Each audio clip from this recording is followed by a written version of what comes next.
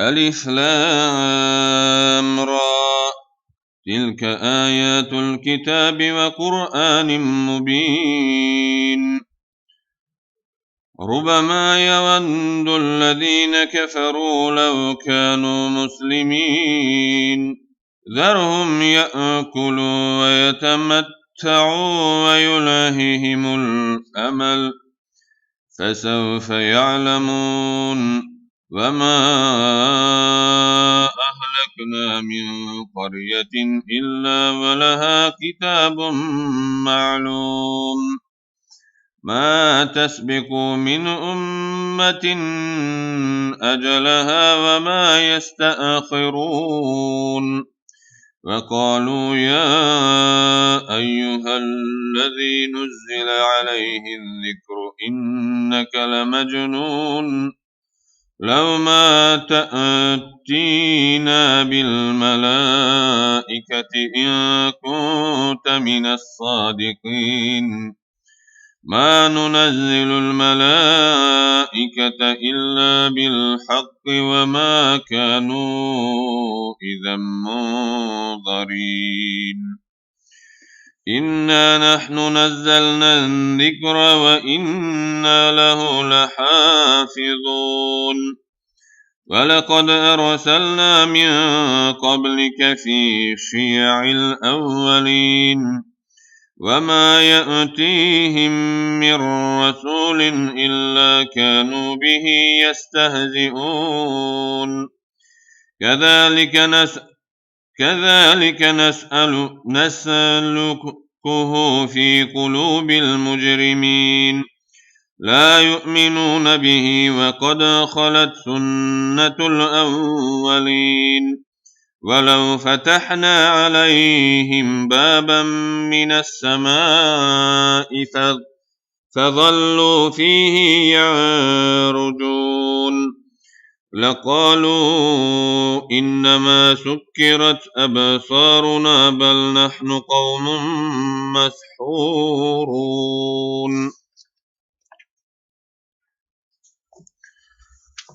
ولقد جعلنا في السماء بروجا وزيناها للناظرين وحفظناها من كل شيطان رجيم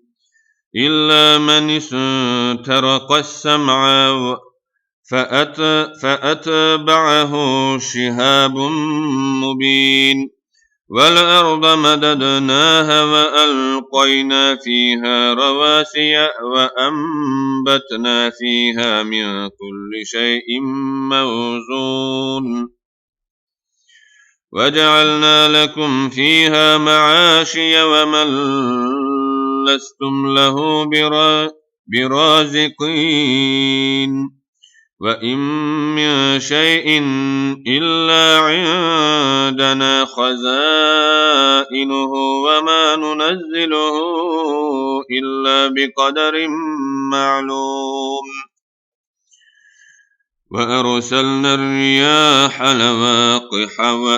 فأنزلنا من السماء ماء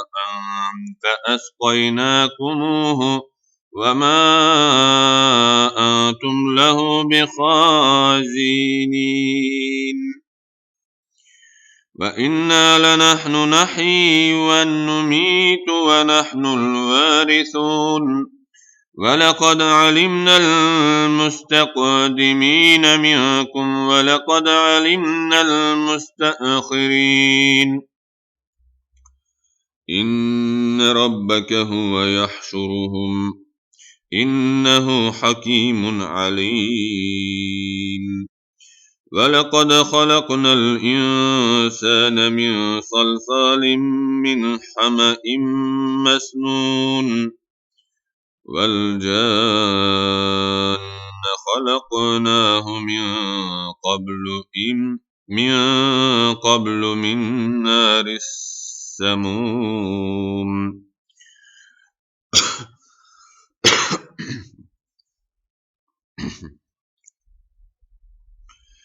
وإذ قال ربك للملائكة إني خالق بشرا من صلصال من حمأ مسنون فإذا سويته ونفخت فيه من روحي فقعوا له ساجدين فسجدوا الملائكة كله أجمعون إلا إبليس أبى أن يكون مع الساجدين قال يا إبليس ما لك ألا تكون مع الساجدين قال ألم أكن لأسجد لبشر خلقته من صلصال من حمأ مسنون قال فاخرج منها فإنك رجيم وإن عليك اللعنة إلى يوم الدين قال ربي فأنظرني إلى يوم يبعثون قال فإنك من المنظرين إلى يوم الوقت المعلوم قال رب بما أغويتني لأزينن لهم في الأرض ولا أغوينهم أجمعين إلا عبادك منهم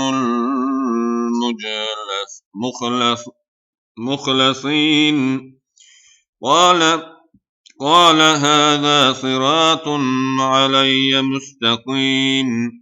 إن عبادي ليس لك عليهم سلطان إلا من اتبعك من الغاوين وإن جهنم لموعدهم أجمعين لها 7 أبواب لكل باب منهم جزء مقسوم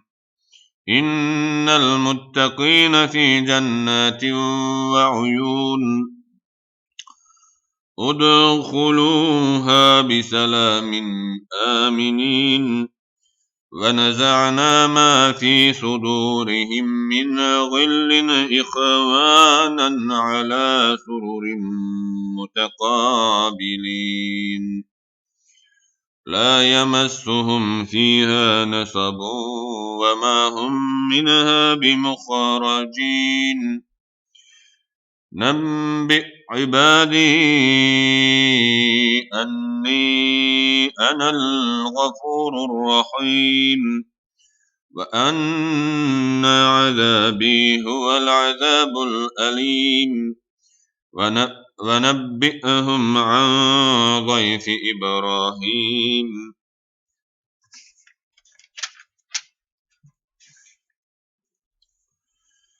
إذ دخلوا عليه فقالوا سلاما قال إنا منكم وجلون قالوا لا توجل إنا نبشرك بغلام عليم قال أبشرتموني على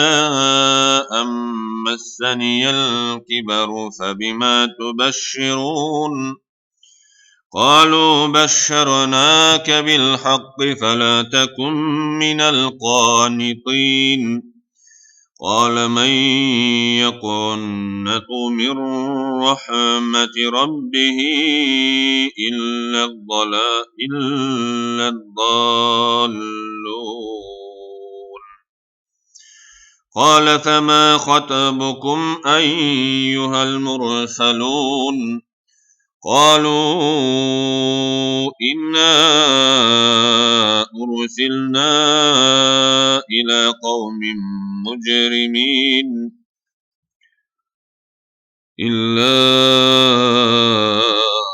آل لوط إنا لمنجوهم أجمعين إلا امرأته قدرنا إنها لمن الغابرين فلما جاء آل لوط المرسلون قال إنكم قوم منكرون قالوا بل جئنا بما كانوا فيه يمترون وأتيناك بالحق وإنا لصادقون فأسر بأهلك بقطع من الليل واتبع أدبارهم ولا يلتفت منكم أحد وامضوا حيث تؤمرون وقضينا إليه ذلك الأمر أن دابر هؤلاء مقطوع مصبحين وجاء أهل المدينة يستبشرون قال إن هؤلاء ضيفي فلا تفضحون واتقوا الله ولا تخزون قالوا أولو ننهك عن العالمين قال هؤلاء بناتي إن كنتم فاعلين لعمرك إنهم لفي سكرتهم يعمهون فأخذتهم الصيحة مشرقين فجعلنا عاليها سافلها وأمطرنا عليهم حجارة من سجيل إن في ذلك لآيات للمتوسمين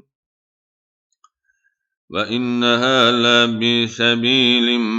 مقيم إن في ذلك لآية للمؤمنين وإن كان أصحاب الأيكة لظالمين فانتقمنا منهم وإنهما لبإمام مبين ولقد كذب أصحاب الحجر المرسلين وآتيناهم آياتنا فكانوا عنها معرضين وكان ينحتون من الجبال بيوتا آمنين فأخذتهم الصيحة مصبحين فما أغنى عنهم ما كانوا يكسبون وما خلقنا السماوات والأرض وما بينهما إلا بالحق وإن الساعة لآتية فسفح السفاح الجميل إن ربك هو الخلاق العليم ولقد آتيناك 7 من المثاني والقرآن العظيم لا تمدن عينيك إلى ما متعنا به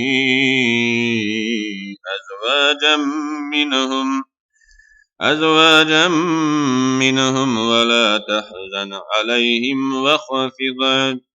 جناحك للمؤمنين وقل إني أنا النذير المبين كما أنزلنا على المقتسمين الذين جعلوا القرآن عضين فوربك لنسألنهم أجمعين عما كانوا يعملون فاصدع بما تؤمر وأعرض عن المشركين إنا كفيناك المستهزئين الذين يجعلون مع الله إلها آخر فسوف يعلمون ولقد نعلم أنك يضيق صدرك بما يقولون فسبح بحمد ربك وكن من الساجدين واعبد ربك حتى يأتيك اليقين بسم الله الرحمن الرحيم أتى أمر الله فلا تستعجلوه سبحانه وتعالى عما يشركون ينزل الملائكة بالروح من أمر على من يشاء من عباده أن أنذروا أنه لا إله إلا أنا فاتقون خلق السماوات والأرض بالحق تعالى عما يشركون خلق الإنسان من نطفة فإذا هو خصيم مبين والأنعام خلقها لكم فيها دفء ومنافع ومنها تأكلون ولكم فيها جمال حين تريحون وحين تسرحون وتحمل أثقال لكم إلى بلد لم تكونوا بالغيه إلا بشق الأنفس إن ربكم لرؤوف رحيم والخيل والبغال والحمير لتركبوها وزينة ويخلق ما لا تعلمون وعلى الله قصد السبيل ومنها جائر ولو شاء لهداكم أجمعين هو الذي أنزل من السماء ماء لكم منه شراب ومنه شجر فيه تسيمون ينبت لكم به الزرع والزيتون والنخيل والأعناب ومن كل الثمرات إن في ذلك لآية لقوم يتفكرون فسخر لكم الليل والنهار والشمس والقمر والنجوم مسخرات بأمره إن في ذلك لآيات لقوم يعقلون وما ذرأ لكم في الأرض مختلفا ألوانه إن في ذلك لآية لقوم يذكرون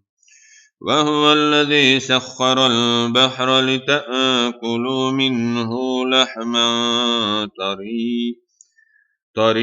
طريا وتستخرجوا منه حلية تلبسونها وترى الفلك مواخر فيه ولتبتغوا من فضله ولعلكم تشكرون.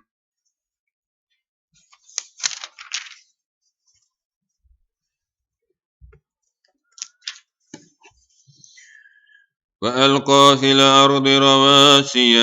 رواسي أن تميد بكم وأنهارا وسبلا لعلكم تهتدون وعلامات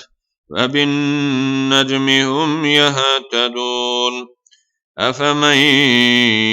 يخلق كمن لا يخلق أفلا تذكرون وإن تعدوا نعمة الله لا تحصوها إن الله لغفور رحيم والله يعلم ما تسرون وما تعلنون والذين يدعون من دون الله لا يخلقون شيئا وهم يخلقون أموات غير أحياء وما يشعرون أين يبعثون إلهكم إله واحد والذين لا يؤمنون بالآخرة قلوبهم منكرة وهم مستكبرون لا جرم أن الله يعلم ما يسرون وما يعلنون إنه لا يحب المستكبرون إذا قيل لهم ماذا أنزل ربكم قالوا أساطير الأولين ليحملوا أوزارهم كاملة يوم القيامة ومن أوزار الذي يضلونهم بغير علم ألا ساء ما يزرون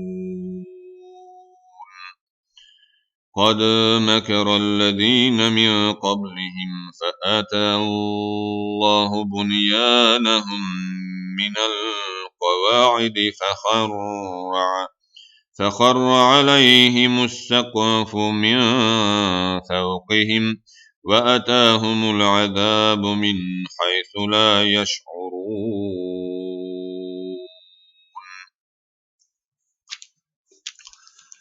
ثم يوم القيامة يخزيهم ويقول أين شركائي الذين كنتم تشاقون فيهم قال الذين أوتوا العلم إن الخزي اليوم والسوء على الكافرين الذين يتوفاهم الملائكة ظالمي أنفسهم فألقوا السلم ما كنا نعمل من سوء بلى إن الله عليم بما كنتم تعملون فادخلوا أبواب جهنم خالدين فيها فلبئس مثوى المتكبرين وقيل للذين اتقوا ماذا أنزل ربكم قالوا خيرا للذين أحسنوا في هذه الدنيا حسنة ولدار الآخرة خير ولنعم دار المتقين جنات عدن يدخلونها تجري من تحتها الأنهار لهم فيها ما يشاءون كذلك يجزي الله المتقين الذين تتوفاهم يظلمون فأصابهم سيئات ما عملوا وحاق بهم ما كانوا به يستهزئون وقال الذين أشركوا لو شاء الله ما عبدنا من دونه من شيء نحن ولا آباؤنا ولا حرمنا من دونه من شيء كذلك فعل الذين من قبلهم فهل على الرسل إلا البلاغ المبين ولقد بعثنا في كل أمة رسولا أن اعبدوا الله فاجتنبوا الطاغوت فمنهم من هدى الله ومنهم من حقت عليه الضلالة فسيروا في الأرض فانظروا كيف كان عاقبة المكذبين إن تحرص على هداهم فإن الله لا يهدي من يضل وما لهم من ناصرين وأقسموا بالله جهد أيمانهم لا يبعث الله من يموت بلى وعدا عليه حقا ولكن أكثر الناس لا يعلمون ليبين لهم الذي يختلفون فيه وليعلم الذين كفروا أنهم كانوا كاذبين إنما قولنا لشيء إذا أردناه أن نقول له كن فيكون والذين هاجروا في الله من بعد ما ظلموا لنبوئنهم في الدنيا حسنة ولأجر الآخرة أكبر لو كانوا يعلمون الذين صبروا وعلى ربهم يتوكلون وما أرسلنا من قبلك إلا رجالا نوحي إليهم فاسألوا أهل الذكر إن كنتم لا تعلمون بالبينات والزبر وأنزلنا إليك الذكر لتبين للناس ما نزل إليهم ولعلهم يتفكرون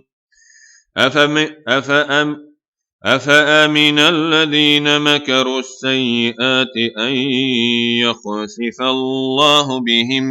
بهم الأرض أو يأتيهم العذاب من حيث لا يشعرون أو يأخذهم في تقلبهم فما هم بمعجزين أو يأخذهم على تخوف فإن ربك لرؤوف رحيم أولم يروا إلى ما خلق الله من شيء يتفيأ ظلاله عن اليمين والشمائل سجدا لله وهو داخرون ولله يسجد ما في السماوات وما في الأرض من دابة والملائكة وهم لا يستكبرون يخافون ربهم من فوقهم ويفعلون ما يؤمرون وقال الله لا تتخذوا إلهين اثنين إنما هو إله واحد فإياي فارهبون وله ما في السماوات والأرض وله الدين واصبا أفغير الله تتقون وما بكم من نعمة فمن الله ثم إذا مسكم الضر فإليه تجأرون ثم إذا كشف الضر عنكم إذا فريق منكم بربهم يشركون. Secde ayeti okundu, secde kılavuz.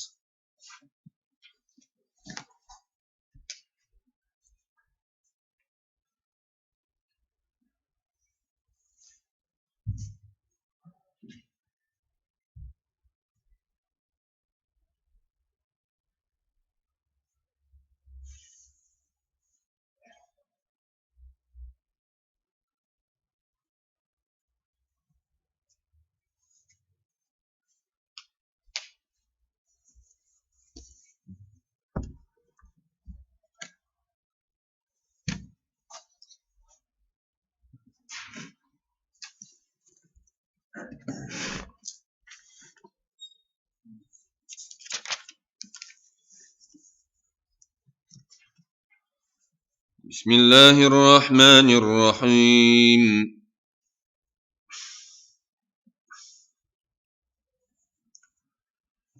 ليكفروا بما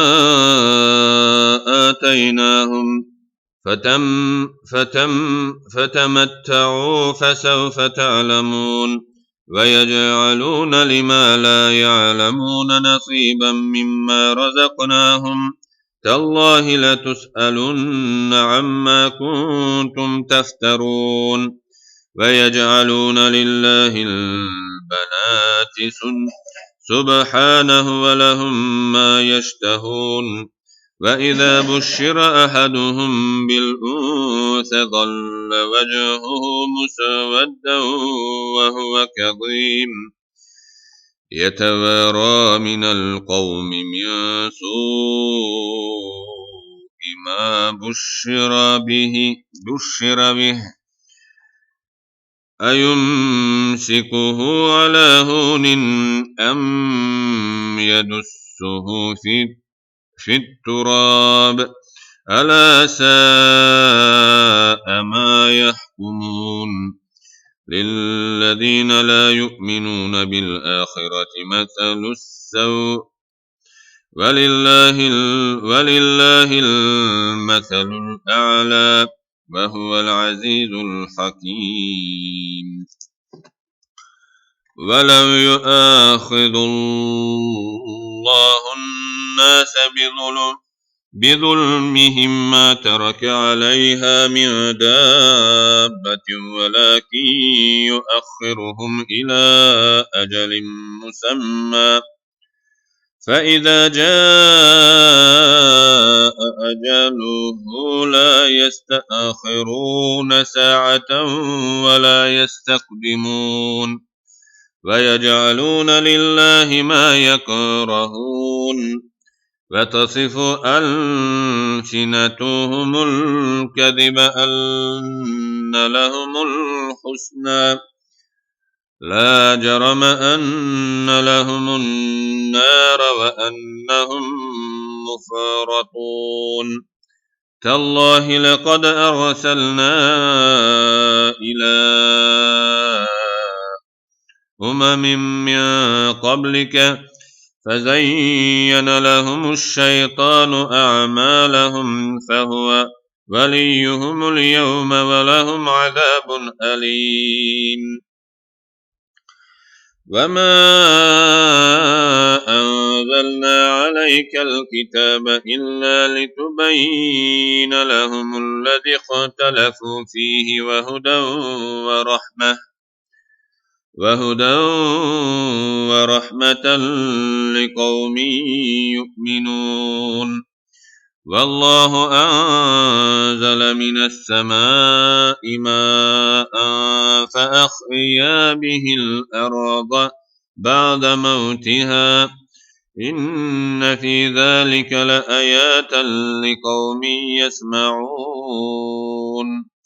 وإن لكم في الأنعام لعبرة نسقيكم مما في بطونه من بين فرث ودم لبنا خالصا سائغا للشاربين. ومن ثمرات النخيل والأعناب تتخذون منه سكنا ورزقا حسنا إن في ذلك لآيات لقوم يعقلون. وأوحى ربك إلى النحل أن اتخذي من الجبال بيوتا ومن الشجر ومما يعرشون. ثم كلي من كل الثمرات فاسلكي سبل ربك ذللا يخرج من بطونها شراب مختلف ألوانه فيه شفاء للناس إن في ذلك لآية لقوم يتفكرون. فالله خلقكم ثم يتوفاكم ومنكم من يرد إلى أرذل العمر لكي لا يعلم بعد علم شيئا إن الله عليم قدير. والله فضل بعضكم على بعض في الرزق فما الذين فضلوا براد رزقهم على ما ملكت أيمانهم فهم فيه سواء أفبنعمة الله يجحدون. والله جعل لكم من أنفسكم أزواجا وجعل لكم من أزواجكم بنين وحفدة ورزقكم من الطيبات أفبالباطل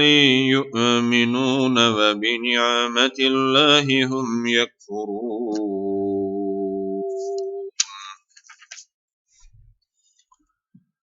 ويعبدون من دون الله ما لا يملك لهم رزقا من السماوات والأرض شيئا ولا يستطيعون. فلا تضربوا لله الأمثال إن الله يعلم وأنتم لا تعلمون. ضرب الله مثلا عبدا مملوكا لا يقدر على شيء ومن رزقناه منا رزقا حسنا فهو ينفق منه سرا وجهرا هل يستوون الحمد لله بل أكثرهم لا يعلمون. وضرب الله مثلا رجلين أحدهما لا يقدر على شيء وهو كل على مولاه أينما يوجهه لا يأتي بخير هل يستوي هو ومن يأمر بالعدل وهو على صراط مستقيم ولله غيب السماوات والأرض وما أمر الساعة إلا كلمح البصر أو هو أقرب إن الله على كل شيء قدير والله أخرجكم من بطون أمهاتكم لا تعلمون شيئا وجعل لكم السمع والأبصار والأفئدة لعلكم تشكرون ألم يروا إلى الطير مسخرات في جو السماء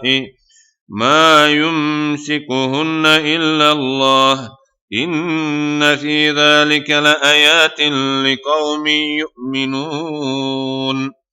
والله جعل لكم من بيوتكم سكنا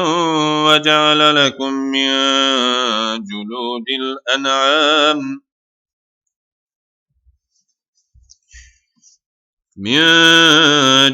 الأنعام بيوتا تستخفونها يوم ضعنكم ويوم إقامتكم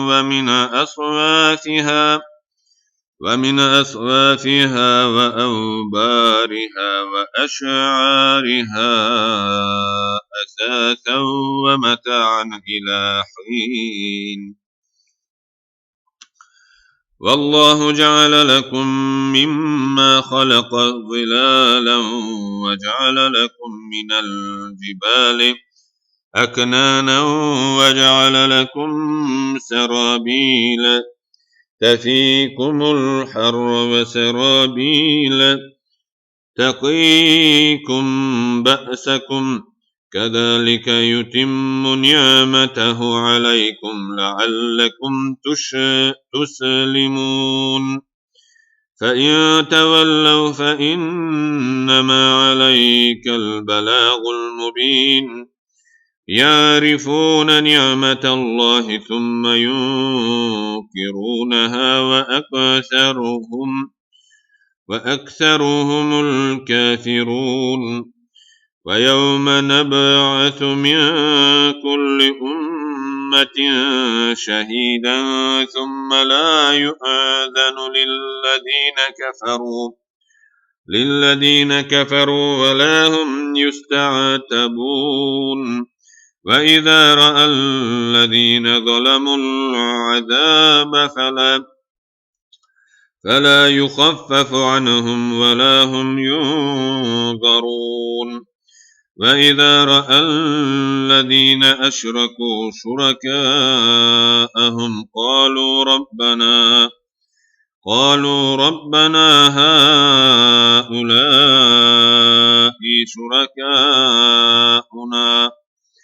شركاؤنا الذين كنا ندعو من دونك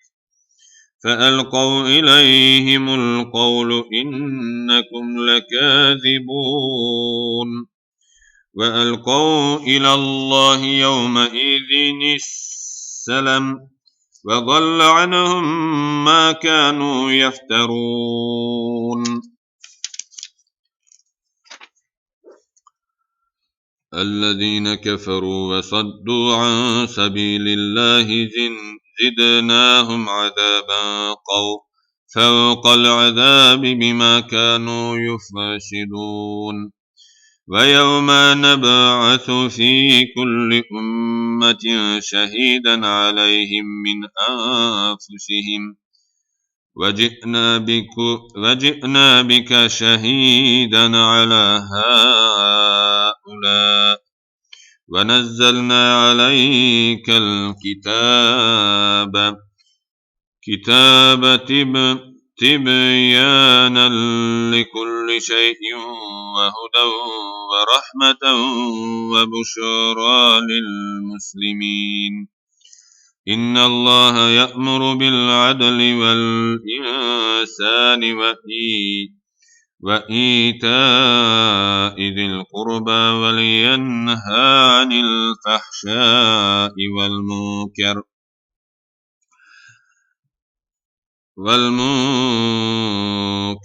والبغي يعظكم لعلكم تذكرون. وأوفوا بعهد الله إذا عاهدتم ولا تنقضوا الأيمان بعد توكيدها وقد جعلتم الله عليكم كفيلا. إن الله يعلم ما تفعلون. ولا تكونوا كالتي نقضت غزلها من بعد قوة أنكاثا تتخذون أيمانكم دخلا بينكم أن تكون أمة هي أربى من أمة. إنما يبلوكم الله به ولا يبينن لكم يوم القيامة ما كنتم فيه تختلفون. ولو شاء الله لجعلكم أمة واحدة ولكن يضل من يشاء ويهدي من يشاء ولتسألن عما كنتم تعملون.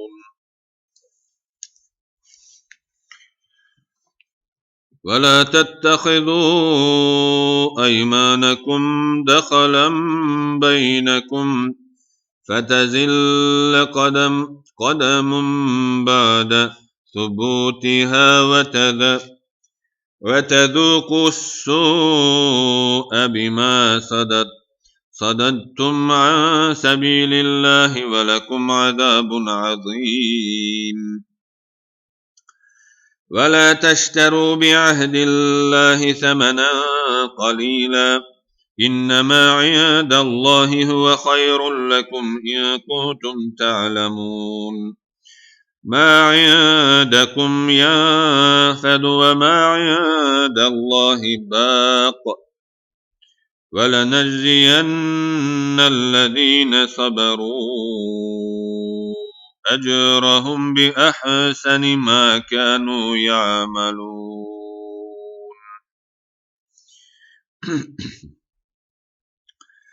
من عمل صالحا من ذكر أو أنثى وهو مؤمن فلنحيينه حياة طيبة ولنجزينهم أجرهم بأحسن ما كانوا يعملون. فإذا قرأت القرآن فاستعذ بالله من الشيطان الرجيم. إنه ليس له سلطان على الذين آمنوا وعلى ربهم يتوكلون. إنما سلطانه على الذين يتولونه والذين هم به مشركون. وإذا بدلنا آية مكان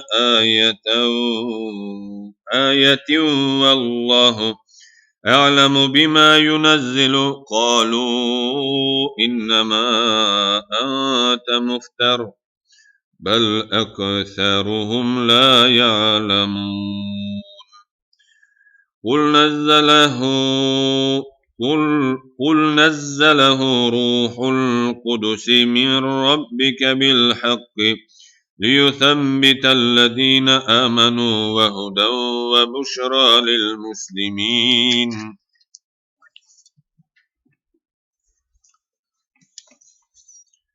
ولقد نعلم أنهم يقولون إنما يعلمه بشر لسان الذي يلحدون إليه أعجمي وهذا لسان عربي مبين. إن الذين لا يؤمنون بآيات الله لا يهديهم الله ولهم عذاب أليم. إنما يفتري الكذب الذين لا يؤمنون بآيات الله وأولئك هم الكاذبون. من كفر بالله من بعد إيمانه إلا من أكره وقلبه مطمئن بالإيمان ولكن من شرح بالكفر صدرا فعليهم غضب من الله ولهم عذاب عظيم. ذلك بأنهم استحبوا الحياة الدنيا على الآخرة وأن الله لا يهدي القوم الكافرين. أولئك الذين طبع الله على قلوبهم وسمعهم وأبصارهم وأولئك هم الغافلون. لا جرم أنهم في الآخرة هم الخاسرون. ثم إن ربك للذين هاجروا من بعد ما فتنوا ثم جاهدوا وصبروا إن ربك من بعدها لغفور رحيم. يوم تأتي كل نفس تجادل عن نفسها وتوفى كل نفس ما عملت وهم لا يظلمون. وضرب الله مثلا قرية كانت آمنة مطمئنة يأتيها رزقها رغدا من كل مكان فكفرت بأنعم الله فأذاقها الله لباس الجوع والخوف بما كانوا يصنعون. ولقد جاءهم رسول منهم فكذبوه فأخذهم العذاب وهم ظالمون. فكلوا مما رزقكم الله حلالا طيبا واشكروا نعمة الله إن كنتم إياه تعبدون. إنما حرم عليكم الميتة والدم ولحم الخنزير وما أحل لغير الله به فمن اضطر غير باغ ولا عاد فإن الله غفور رحيم.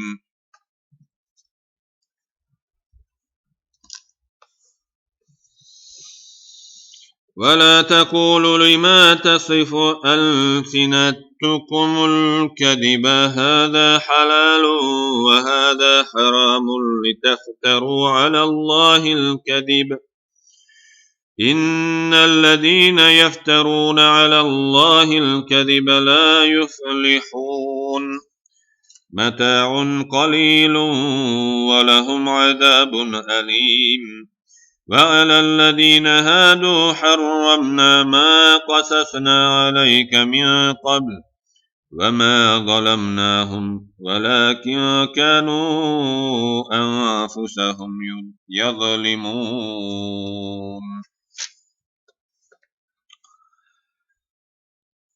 ثم إن ربك للذين عملوا السوء بجهالة ثم تابوا من بعد ذلك وأصلحوا إن ربك من بعدها لغفور رحيم إن إبراهيم كان أمة قانتا لله حنيفا ولم يك من المشركين شاكرا لأنعمه اجتباه وهداه إلى صراط مستقيم وآتيناه في الدنيا حسنة وإنه في الآخرة لمن الصالحين ثم أوحينا إليك أن اتبع ملة إبراهيم حنيفا وما كان من المشركين إنما جعل السبت على الذين اختلفوا فيه وإن ربك ليحكم بينهم يوم القيامة فيما كانوا فيه يختلفون ادع إلى سبيل ربك بالحكمة والموعظة الحسنة وجادلهم بالتي هي أحسن إن ربك هو أعلم بمن ضل عن سبيله وهو أعلم بالمهتدين وإن عاقبتم فعاقبوا بمثل ما عوقبتم به ولئن صبرتم لهو خير للصابرين واصبر وما صبرك إلا بالله ولا تحزن عليهم ولا تكو في ضيق مما يمكرون إن الله مع الذين اتقوا والذين هم محسنون صدق الله العظيم سبحان ربك رب العزة عما يصفون وسلام على المرسلين والحمد لله رب العالمين.